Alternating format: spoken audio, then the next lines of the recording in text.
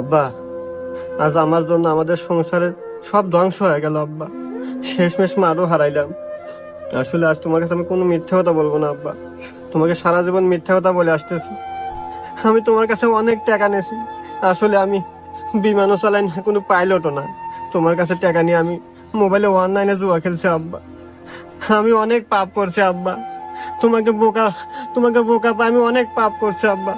আব্বা, তুমি আমাকে মাফ করে দিও আব্বা।